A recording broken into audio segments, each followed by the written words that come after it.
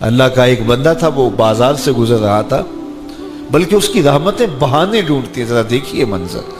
تو اس نے دیکھا ایک شرابی ہے، وہ گندی نالی پہ گرا ہوا ہے اور گندے پانی سے اس کا منہ گندا ہو رہا ہے۔ انسان کے احترام کے ناطے دل میں ترس جاگا اور اس کو وہاں گندی نالی سے اٹھایا اور اس کا منہ دھویا اور گھر کا رستہ دکھایا۔ خیر شام ہوئی، رات پڑی، جب پچھلا پہر ہوا تو وہ بزرگ جنہوں نے دن کو شرابی کا منہ دھویا تھا تو وہ مسجد میں تہجد پڑھنے کے لیے آئے تو کیا دیکھا کہ وہی شرابی جو دوپہر کو گندی نالی پہ دھت پڑا تھا آج اس بزرگ سے بھی پہلے مصلی پہ کھڑا ہو کے نماز پڑھ رہا ہے۔ تو بڑی حیرت ہوئی کہ یہ تو وہ دن والا شرابی ہے اور میں نے آج اس کا منہ دھویا تھا، نشے میں دھت پڑا تھا۔ تو حیرت کا اظہار کیا تو ہاتف سے آواز آئی، میرے بندے تو نے اس کا منہ دھو دیا تھا، میں نے اس کا دل دھو دیا ہے۔ تو جب بندہ اللہ کے حضور توبہ کرتا ہے، اس کے حضور معافی مانگتا ہے تو پھر وہ کتنا عطا کرتا ہے، اور بندے کے گناہوں کو معاف ہی نہیں کرتا بلکہ اس کے گناہوں کو نیکیوں میں بدل کے رکھ دیتا ہے۔ یہ بندے پر اللہ کی کرم نوازیوں کے برستے رنگ ہیں۔ التائب من الذنب کمن لا ذنب لہ، گناہ سے توبہ کرنے والا ایسا ہوتا ہے جیسے اس نے گناہ کیا ہوا ہی نہیں۔ حدیث پاک میں آتا ہے کہ قیامت کے دن ایک شخص اپنا نامہ اعمال کھولے گا اور اسے فرمایا جائے گا کہ اپنے نامہ اعمال کو پڑھو، تو وہ نامہ اعمال پڑھنا شروع کرے گا۔ اب اس نے بڑے بڑے جرم کیے ہوں گے اور چھوٹے چھوٹے گناہ بھی کیے ہوں گے۔ اب اللہ سے حیا کرتے ہوئے، شرم کرتے ہوئے جو بڑے گناہ ہیں ان کو چھوڑتا جائے گا، صرف نظر کرتا جائے گا اور چھوٹے چھوٹے گناہ پڑھتا جائے گا۔ جب وہ سارا نامہ اعمال پڑھ چکے گا تو آواز آئے گی، بندے جا، میں تیرے سارے گناہوں کو بدل کے نیکیوں میں تبدیل کر دیا۔ تو وہ کہے گا، اے اللہ ابھی تو میرے بڑے بڑے گناہ رہتے تھے جو میں نے ابھی پڑھے ہی نہیں۔ تو جب یہ بات اللہ کے محبوب نے ارشاد فرمائی تو حضور اتنا مسکرائے کہ صحابہ کو حضور کی داڑھیں نظر آنے لگی۔ پہلے وہ کہہ رہا ہے کہ چھوٹے چھوٹے گناہ پڑھتا ہے اور بڑے چھوڑتا چلا جاتا ہے، اور جب یہ اسے پتا چلا کہ ان گناہوں کو بدل کے نیکیوں میں تبدیل کر دیا جائے گا تو وہ کہتا ہے ابھی تو بڑے بڑے گناہ میرے رہتے تھے۔ تو اللہ کی یہ کرم نوازیوں کے رنگ ہے کہ وہ گناہوں کو بدل کے نیکیوں میں تبدیل کر دیتا ہے، اور بندہ جتنا بڑا گناہ گار تھا جب سچے دل سے اس کے حضور توبہ کرنے کے لیے حاضر ہوتا ہے تو پھر اتنا ہی بڑا نیکوکار بن جاتا ہے۔ سیدنا عمر فاروق رضی اللہ تعالی عنہ کا زمانہ تھا، اور آپ جانتے ہیں وہ ہاتھ میں درہ رکھتے تھے اور گلیوں میں گشت کیا کرتے تھے رات کو۔ دن کو بھی آپ دیکھتے تو ایک شرابی تھا جو ہاتھ میں شراب کی بوتل لیے آ رہا تھا۔ اچانک گلی کا موڑ کاٹا تو آگے حضرت عمر آ رہے تھے، ایک دم ڈر گیا اور دل ہی دل میں کہا، اے اللہ حضرت عمر کے قہر سے بچا لے، ساری زندگی شراب نہیں پیوں گا۔ سچی توبہ کر دی اور جلدی سے وہ شراب کی بوتل بغل میں دبا لی۔ اتنے میں حضرت عمر بھی سر پہ پہنچ گئے اور کڑک کے کہا، گرج کے کہا کہ یہ تیرے پاس کیا ہے؟ تو تھی تو شراب۔ اب ڈرتے ہوئے اس نے کہا، حضور یہ سرکہ ہے۔ تو حضرت عمر فرمایا، نکالو۔ اب وہ تھر تھر کانپ رہے اور بغل سے وہ شراب کی بوتل نکالی۔ جب نکالا تو وہ شراب نہیں تھی، سرکہ بن چکا تھا۔ تو جو اللہ شراب کو سرکے میں بدل دینے پہ قادر ہے، وہ گناہوں کو نیکیوں میں بدل دیتا ہے۔ تو یہ ایک صورت دکھائی کہ دیکھو یہ شراب کو سرکے میں تبدیل کر دیا، تمہارے گناہ بھی نیکیوں میں تبدیل کر دیں گے۔ تم آؤ تو صحیح اس کی چوکھٹ پہ، تم ہاتھ تو پھیلاؤ۔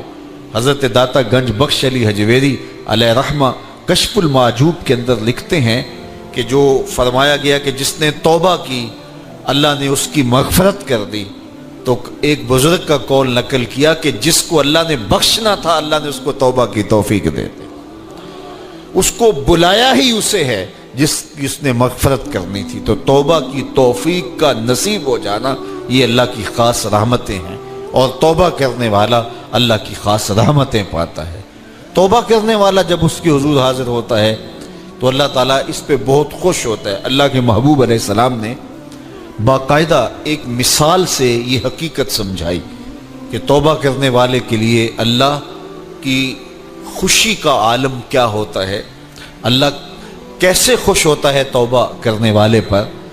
تو حضور نے ارشاد فرمایا ایک بندہ لمبا سفر کر کے اور صحرا کے اندر ایک لمبے سفر پہ تھا، تو راستے کے اندر اس نے چند لمحوں کے لیے سستانے کے لیے، دوپہر کاٹنے کے لیے ایک درخت کے ساتھ اپنا جانور باندھا اور خود سو گیا۔ اس کا خیال تھا چند لمحوں کے لیے آنکھوں کی نیند نکالوں گا اور آگے بڑھ جاؤں گا، اس لیے اس نے سامان بھی سواری اونٹ کے اوپر جو لدا ہوا سامان تھا، اس میں کھانا تھا، پینا تھا، دیگر ضروریات کی چیزیں تھیں، تو وہ بھی نہیں اتارا، کجاوے پر ہی پڑا رہا کہ چند لمحوں کے لیے میں نے کمر سیدھی کرنی اور آگے چلے جانا ہے۔ تو تھوڑی دیر کے بعد اس کی آنکھ کھلی تو کیا دیکھتا ہے کہ اونٹ ماں ساز و سامان کے غائب ہے۔ تو صحرا میں اونٹ کا گم جانا زندگی گم جانے کے مترادف ہے۔ تا حد نظر نہ کوئی آبادی، نہ کوئی انسانی وجود، تو پھر زندگی نہیں موت کے منہ میں اپنے آپ کو دھکیل لینا ہے جنگل میں، اگر آپ کے پاس کچھ باقی نہیں بچتا ہے۔ تو اس نے دیکھا کہ سواری غائب ہے، سواری غائب ہے تو اس کے اوپر جو سامان تھا وہ بھی غائب ہے، تو وہ دائیں بائیں بھاگا دوڑا اس خیال سے کہ میں جو ہے وہ اپنی سواری کو تلاش کر لوں، لیکن سواری نہیں مل پائی۔ تو پھر وہ دوبارہ آیا اور اسی جگہ بیٹھ گیا، اب موت کا انتظار کرنے لگا۔ چونکہ صحرا میں سواری گم گئی اور میلوں تک انسانی آبادی ہی نہیں ہے، تو وہیں پیاس سے ہلکان ہوا، بے چین ہوا، وہاں درخت کے ساتھ ٹیک لگا کے موت کا منتظر ہو کے بیٹھ جاتا ہے، اور یوں بیٹھے بیٹھے اس کی آنکھ لگ جاتی ہے۔ اچانک اس کی آنکھ کھلتی ہے تو کیا دیکھتا ہے کہ اونٹ ماں ساز و سامان کے پاس کھڑا ہے۔ تو اونٹ کا ملنا زندگی مل جانا تھا، تو وہ اتنا خوش ہوا کہ خوشی سے اس کی زبان بل کھا گئی۔ وہ کیا کسی نے کہا نا کہ جب بھی تیری قربت کے امکان نظر آئے ہم اتنے خوش ہوئے کہ پریشان نظر آئے۔ تو کہنا تو یہ تھا کہ اے اللہ تو میرا رب اور میں تیرا بندہ، لیکن وہ خوشیوں کے ہجوم میں درک گیا اور کیا کہتا ہے، اللہم انت عبدی وانا ربک، اے اللہ تو میرا رب، تو میرا بندہ اور میں تیرا رب۔ تو اس قدر وہ خوشیوں میں درک گیا کہ اس کو اپنی زبان پہ قابو اور کنٹرول نہ رہا۔ کسی کے آنے سے ایسے ہوش اڑے ساقی کے، شراب سیخ پہ ڈالی اور بوتل میں کباب۔ تو کہتا ہے اللہم انت عبدی وانا ربک، تو میرا بندہ اور میں تیرا رب۔ تو یہ اس کی زبان قابو میں نہ رہی اور وہ بل کھا گیا، خوشیوں کا ہجوم ایسا ہوا۔ تو اللہ کے محبوب نے یہ مثال بیان کرنے کے بعد ارشاد کیا، مجھے بتاؤ اس بندے کو کتنی خوشی ہوئی کہ زبان پہ قابو نہیں، جذبات پہ کنٹرول نہیں، کہنا کچھ ہے بول کچھ رہا ہے۔ تو صحابہ نے عرض کی حضور بہت خوشی ہے۔ تو فرمایا جس طرح یہ بندہ اونٹ کے ملنے پر واپس آنے پہ خوش ہوا، حتیٰ کہ خوشیوں کے ہجوم میں اس کی زبان بھی قابو میں نہیں رہی، یہ بتا رہا ہے خوشیوں کے وفور کا عالم اور مسرتوں اور جو ہے وہ خوشیوں کی کثرت کا عالم بتا رہا ہے۔ تو فرمایا یہ بڑا خوش ہوا جب کوئی بندہ پلٹ کے مالک کی دہلیز پہ آتا ہے، اللہ اس سے بھی زیادہ خوش ہوتا ہے کہ میرا بندہ میری چوکھٹ پہ آ گیا۔ تو پھر اللہ یہ نہیں دیکھتا کہ اس کے گناہ کتنے ہیں، سمندر کی جھاگ کے برابر بھی گناہ ہو تو معاف کر دیے جاتے ہیں، اس لیے کہ میرا بندہ پلٹ کے میری چوکھٹ پہ آیا ہے۔ تو توبہ اللہ کو محبوب ہے، اللہ کو مطلوب ہے، اللہ کو چاہیے کہ بندہ اس کے حضور آئے اور پھر اللہ جل شانہ اس کی مغفرت و بخشش فرما دیتا ہے۔ یہ موسم نور کے موسم ہے، عام دنوں میں بھی توبہ کرو، دن میں کرو یا رات کو کرو، کسی بھی مقام پہ توبہ کرو، اللہ معاف کر دینے والا ہے۔ لیکن یہ خاص ایام تو ایسے ہیں کہ اللہ کی رحمتیں بندوں کو معاف فرما دیتی ہیں، اور اگر کوئی توبہ کا جو ہے وہ دامن پکڑ کے آ جائے، اس کے حضور حاضر ہو جائے، تو پھر اللہ تعالیٰ جل شانہ بندوں کی خطائیں بھی معاف کرتا ہے اور ان کے گناہوں کو بدل کے نیکیوں میں تبدیل کر دیتا ہے۔ خوش نصیب ہیں وہ لوگ جو ان بابرکت ایام میں اپنی بخشش کا سامان کر لیتے ہیں، اور ان سے بڑا بدبخت بھی کوئی نہیں جو ان سہانے موسموں میں بھی پیاسے رہتے ہیں اور ان موسموں میں بھی ان کی بخشش و مغفرت نہیں ہو پاتی۔ رت سہانی ہو، موسم اچھا ہو، تو مجھے بتاؤ کہ جو اس موسم میں بھی اپنے آپ کو محروم رکھے تو اس سے بڑی بد نصیبی کیا ہوگی۔ اللہ کے محبوب علیہ السلام نے منبر کی تینوں سیڑھیوں پہ قدم رکھتے ہوئے آمین آمین پکارا، تو حضور علیہ السلام سے عرض کیا گیا یا رسول اللہ صلی اللہ علیہ وسلم، ہر سیڑھی پہ قدم رکھتے ہوئے آپ نے آمین کہا، تو آپ نے کس بات پہ آمین کہا؟ فرمایا جبریل امین حاضر خدمت ہوئے اور انہوں نے کہا اس شخص کی ناک خاک آلود ہو جو ماہ صیام رمضان المبارک کو پائے اور اپنی بخشش نہ کروا سکے۔ تو میں نے اس پہ آمین کہا کہ اتنا مقدس مہینہ نصیب ہو، اتنا سہانا موسم آئے اور وہ پھر جہاں کھڑا تھا وہی کا وہی کھڑا رہے۔ میں اور آپ اپنا محاسبہ کر سکتے ہیں۔ موسم رحمت اور فصل نور رمضان المبارک اپنا آدھا سفر طے کر چکا ہے، یہ مبارک مہینہ آدھا سفر اس کا بھی باقی ہے۔ تو میں اور آپ ذرا اپنے آپ کو اپنے ضمیر کی عدالت میں کھڑا کر کے اپنے آپ کو دیکھ کر کے دیکھیں، سوچیں کہ ہم نے ان 15 دنوں کے اندر کتنا سفر طے کیا۔ 29-30 شعبان کو ہم جہاں کھڑے تھے، کیا ہم آج بھی وہیں کھڑے ہیں یا ہمارا کچھ سفر بہتری کا ہوا ہے؟ اور اگر ہم وہیں کے وہیں کھڑے ہیں تو پھر ابھی وقت ہے، ہم بقیہ 15 دنوں میں اللہ کی رضا جوئی کے لیے کوشاں ہو جائیں، ورنہ کتنی بڑی وعید ہے۔ جبریل دعا کر رہے ہیں اور اس پہ حضور آمین کہہ کے مہر لگا رہے ہیں، اس شخص کی ناک خاک آلود ہو جو ماہ صیام کو پائے اور اپنی بخشش نہ کروا سکے۔ مجھے اور آپ کو پتہ ہے کہ ہم کہاں کھڑے ہیں۔ بل الانسان علی نفسہ بصیرہ ولو القی معاذیرہ، انسان خود اپنے آپ کو جانتا ہے کہ میں کہاں کھڑا ہوں، وہ اپنے آپ کو خود دیکھتا ہے۔ ایک تو فیصلہ قیامت کے دن ہوگا، نامہ اعمال تولے جائیں گے اور نامہ اعمال کے تلنے کے بعد پتہ چلے گا نیکیاں کتنی ہیں اور برائیاں کتنی ہیں۔ لیکن ایک ہم اپنے ضمیر کے اندر ترازو گاڑ کر کے اپنے عمل تول سکتے ہیں اور ہمیں پتہ ہے ہم نے نیکیاں کتنی کی، ہمیں پتہ ہے ہم نے برائیاں کتنی کی۔ جو نیکیاں کی ان میں اللہ کی رضا کے لیے کتنی کی، لوگوں کے دکھاوے کے لیے کیا کیا، خواہش نفس کے لیے کیا کیا، لوگ اس کو نیکی سمجھتے رہے لیکن ہم تو سمجھتے ہیں وہ نیکی ہے کہ نہیں ہے۔ اس طرح جو برائیاں کی وہ تو برائیاں ہیں۔ تو میں اور آپ اپنے ضمیر کی عدالت میں ترازو گاڑ لیں اور اپنے اعمال کو ابھی تول لیں۔ فرمایا گیا حاسبو قبل ان تحاسبو، قبل اس سے کہ تمہارا حساب کیا جائے تم اپنا حساب پہلے ہی کر لو۔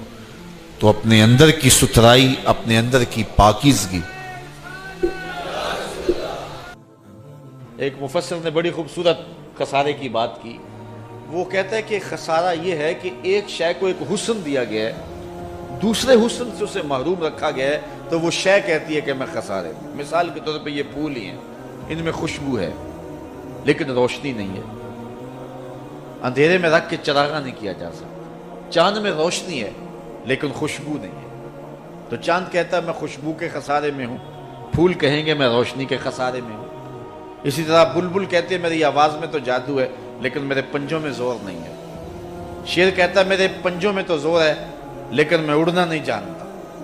کوئل کہتی ہے میری آواز میں تو جادو ہے لیکن رنگ میرا کالا ہے۔ مور کہتا ہے میرا رنگ بڑا سونا لیکن میرے پاؤں بدصورت ہے۔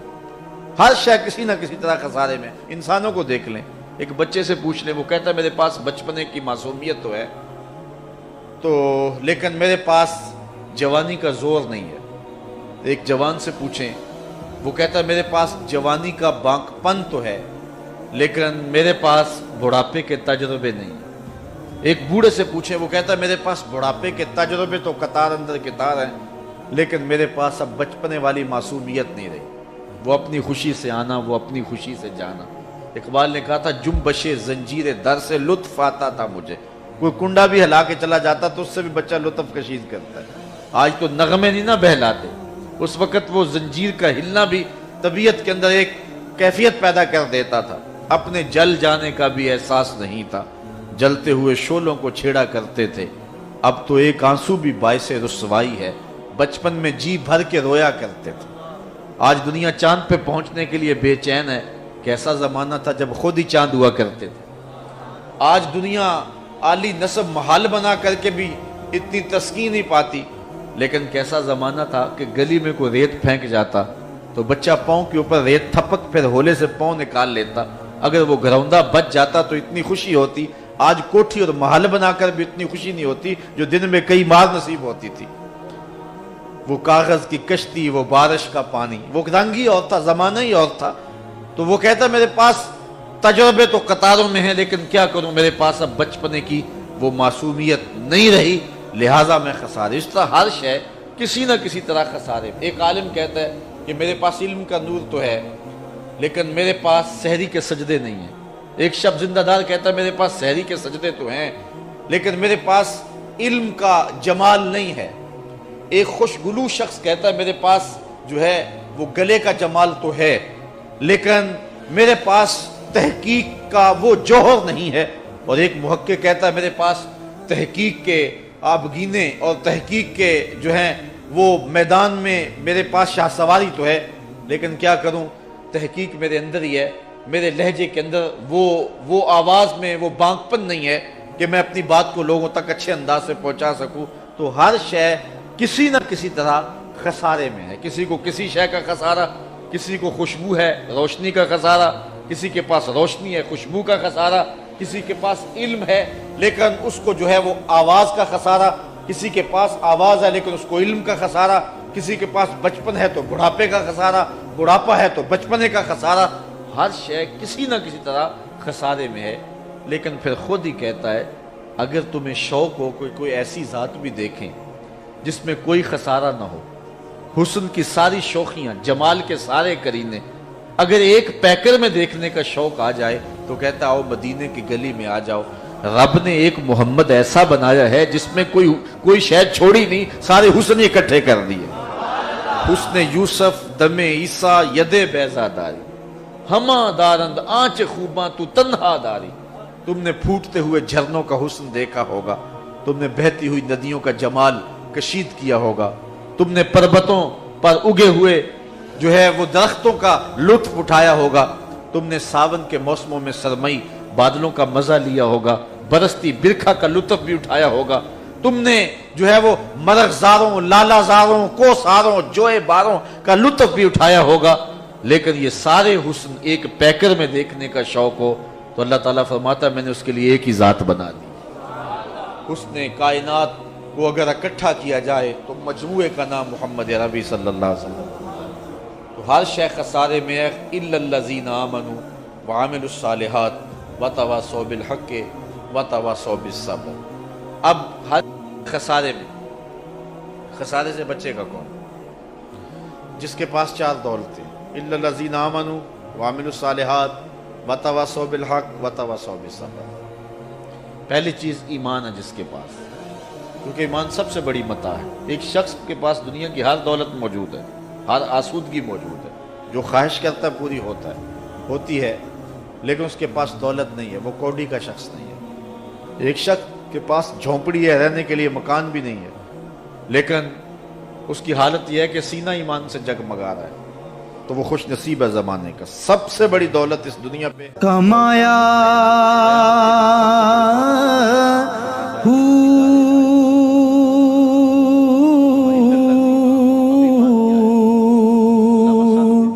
نام بھج مسیتی وڑیا نا تسبا۔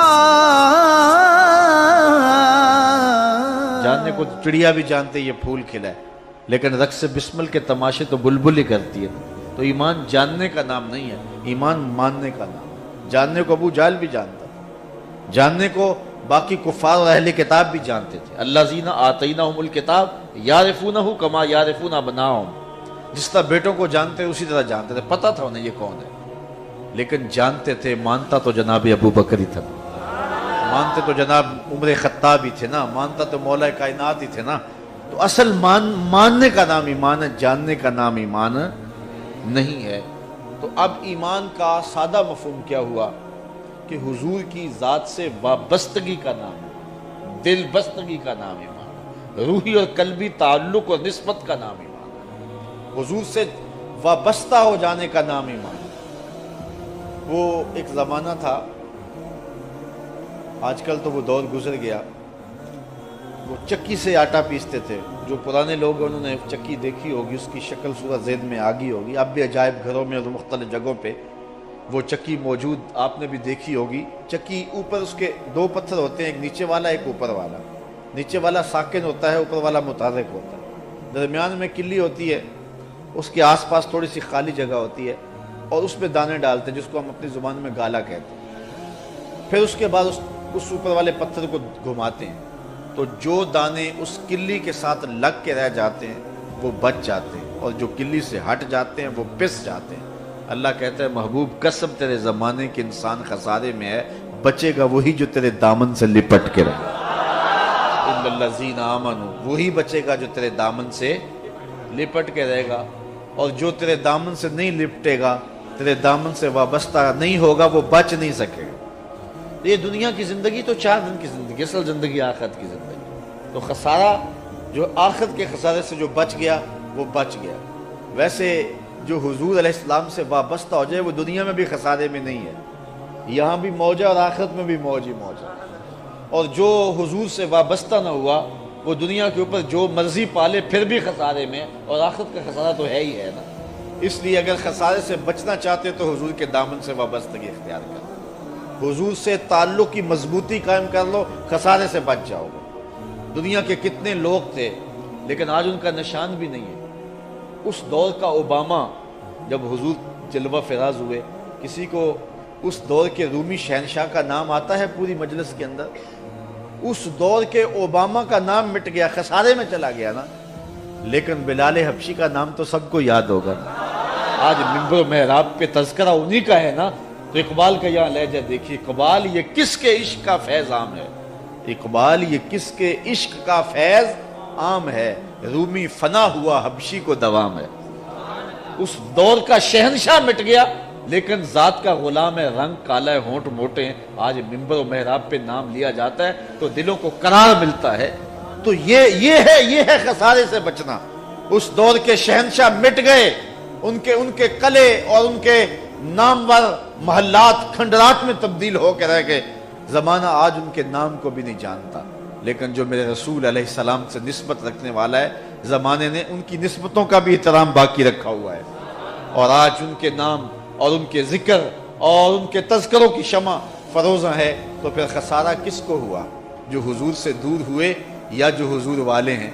यकीनन जो हुजूर वाले हैं वो खसारे से बचे, और जो मेरे आका से दूर हट गए, चाहे सारी दुनिया समेटी हुई थी दामन के अंदर, लेकिन बर्बाद हो गए, तबाह हो गए।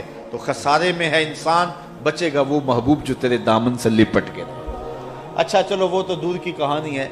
आप लाहौर जाएं तो रावी के इस पार आपको जहांगीर का मकबरा मिलेगा, जहां दिन को भी हसरतें बरसती, और उसकी महबूब बीवी जो तख्त में उसके पीछे बैठती थी, और जब बादशाह का कोई फैसला उससे नागवारा होता, पीछे से कमर ठोंकती, बादशाह फैसला तब्दील कर देता। उसकी कब्र भी साथ ही बनी है, और वो भी हसरतों का मुंह बोलता सबूत है। उसकी बेटी है ज़ैबुन निसा, जिसका अपना शेर उसके लोहे मज़ार पे लिखा है, बर मज़ार माँ गरीबा न चरागे न गुले, न परे परवाना सोजत न सदाए बुलबुले। हम गरीबों की कब्र पे ना कोई चराग जलाने आएगा, ना कोई फूल डालने आएगा, ना किसी परवाने ने पर जलाने, ना किसी बुलबुल ने गीत गाने। ये रावी के इस पार की कहानी, ये दुनियादारों की कहानी है। अच्छा रावी का किनारा पार कर, एक लोहे मज़ार उधर भी है। अल्लाह अकबर। ये देखो खसारे से बचने वाले लोग, खसारे वाले लोगों की कब्र के ऊपर जानवरों की बींटें पड़ी हैं, जाके देख लो। और जो खसारे से बचे, गली में जो है वो फ़कीर गलीम पोश था, اور اپنا گھر بھی نہیں ہے، شادی بھی نہیں کی، اولاد بھی نہیں ہے کہ جو نام کو باقی رکھے، لیکن آج دیکھو جا کے آج لوح مزار پہ وہاں لکھا ہے گنج بخش فیض عالم مظہر نور خدا ناکساں را پیر کامل کاملاں را۔ دن کو چلے جائیں، شام کو چلے جائیں، دوپہر کو چلے جائیں، رات کے پچھلے پہر چلے جائیں، ورکنگ ڈے چلے جائیں، چھٹی کے دن چلے جائیں، مارشاء اللہ ہو، دفعہ 144 ہو، کرفیو آرڈر نافذ ہوا ہو، عید کا دن ہو، جس موسم میں بھی جائیں گے ہجوم عاشقہ ہی نظر آئے گا نا۔ تو یہ ہے خسارے سے بچے ہوئے لوگ، یہ ہے خسارے سے نجات پانے والے لوگ، حضور کے دامن سے وابستہ ہونے والے لوگ، ورنہ خسارہ ہی خسارہ ہے۔ اسمبلیوں میں خاک اڑتی ہے، جو ہے وہ آج میں کہتا ہوں ہمارے قبرستان میں ایک قبر ہے جس کے اوپر میں ایک دن قبرستان میں گیا تو کتبہ لکھا ہوا تھا سابقہ چیئرمین۔ تو ویسے قبرستان میں ہنسنا نہیں چاہیے لیکن مجھے ہنسی آئی، میں نے کہا یہ اب سابقہ ہو گیا، قبر میں جا کے یہ چیئرمین سابقہ چیئرمین ہو گیا، لیکن اللہ کا ولی قبر میں جا کے کبھی سابقہ ولی نہیں ہوتا۔ اللہ کا ولی قبر میں بھی ولی ہی ہوتا ہے، وہ وہاں جا کے سابقہ نہیں ہوتا ہے۔ یہ ہے بانک پن، یہ ہے خسارے سے بچنے کی صورت۔ تو اقبال یہ کس کے عشق کا فیض عام ہے، رومی فنا ہوا حبشی کو دوام ہے۔ یہ بانک پن ہے جو خسارے سے بچنے والے لوگوں کو نصیب کیا جاتا۔ مضمون لمبا ہے، آگے بڑھوں۔ وعامل الصالحات، خسارے سے بچنے کے لیے ایمان کے بعد دوسری بات اعمال صالحہ کا زیور ہے، جو آج ہمارا بہت بڑا مسئلہ ہے۔